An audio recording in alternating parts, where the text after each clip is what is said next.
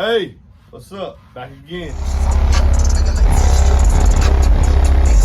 That first bass note hit me in the chest, and I was just like, there's no way that's 2/8. MB Enclosures has his own YouTube channel, and this guy is an animal when it comes to designing boxes.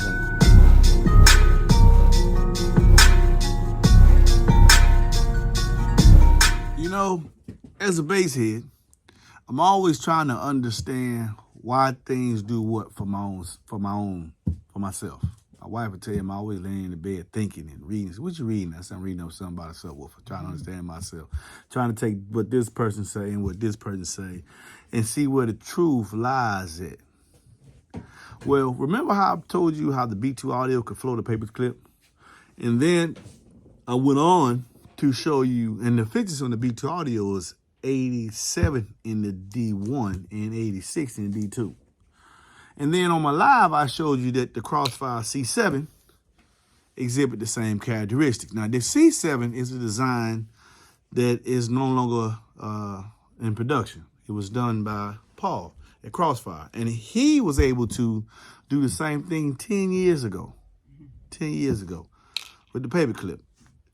So it just shows how big of the field in response from the landing, how big of a field he's able to generate using his top plate. And here, one thing I noticed about CrossFire, I'm gonna show you in a second here, he uses a wide design to get motor force.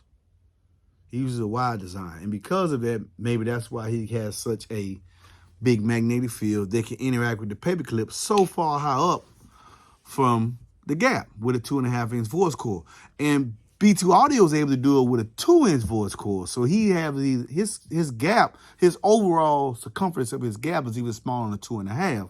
And yet and still, with not the same basket design, but the same distance from the gap, to the whatever you want to call this, the bottom of the cone or whatever, his magnetic field is vast. And you can detect it with a Paperclip. That's what CrossFire did with the C7, and both of them had high efficiency. Even though this one's not listed, I think I can use the parameters and find out what its efficiency is. But I was curious to see, is it just these two manufacturers that use such large magnetic fields, right? Since this is discontinued, I wanted to see, well, what does CrossFire do today? And is he still, unquite what people say, man, is not focusing the gap? Is he still making his product? Is that still one of his signatures? Efficient woofers that have a very large magnetic field. Well, I went in, well, you know I had it, and I had it on the channel a while ago. I went and got a CrossFire C5.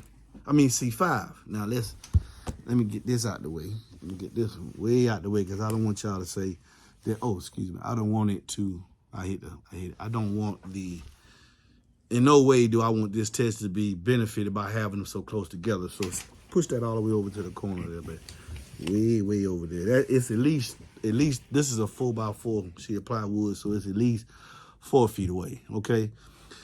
The current production model C5 exhibits the same traits with a large magnetic field that can be picked up with a Paperclip. This, can you see that? Let me make sure y'all can see it. There it is. There's right there, float. There, you see it? Take your phone, you can blow it up.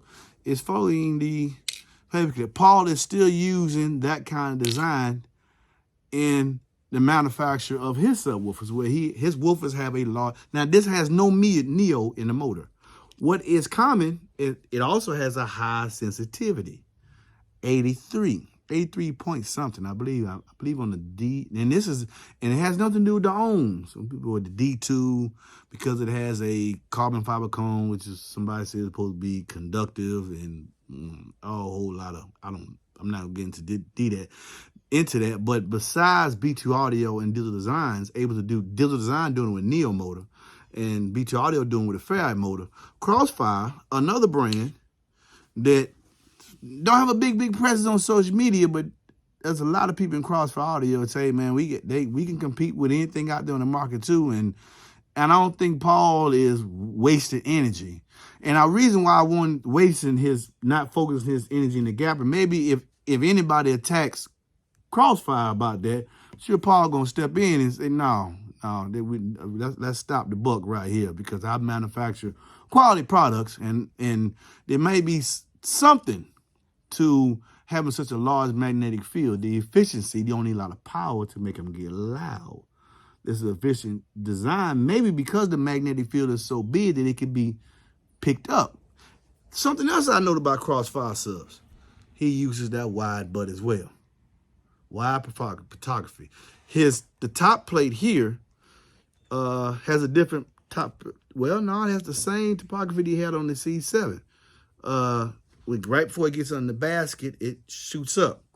And that has something to do as well, and I don't know, man, people will break it down, because trust me, what I did with this paperclip got everybody talking. What I did with it, whether they for or against me, they talking about this paperclip. So I wanted to put that forth with the CrossFire C5 8. Now, he went from 1,000 watt 8, which was, in my opinion, the CrossFire C7 was the first 1,000 watt, a listed 1,000 watt RMS weight back in 2013, 2014. And now he has a C5, but he listed this at 600 to 1,200 watts RMS. It is noticeably smaller. It does use the same basket, whereas that one had 2 spider space. This one has just 1 spider. But that large magnetic field is still present. It's still present. So I'm just curious. I'm curious. And for the people thinking that, well, man, you just doing that because you sell the product. I don't sell CrossFire. This is just something I noticed, because I actually test different brands. I don't sell CrossFire. I got a lot of respect for the CrossFire camp. I got a lot of respect for a lot of different camps in cardio, whether they agree or disagree with me or not. But I got a lot of respect for CrossFire Audio. So I just wonder, how do people feel, is the CrossFire Audio 8 a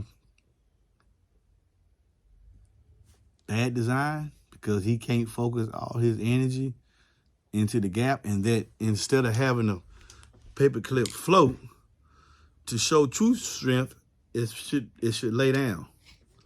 That's what some people would have you believe, that if it really has strength, if everything energy was focused in the gap, then the paperclip would lay down. So does that mean that this CrossFire sub and CrossFire products that exhibit the characteristics, does that mean that it's a bad design? Fact Not Fiction. This is your boy MB. As always, please listen responsibly. We ain't finished with this paperclip.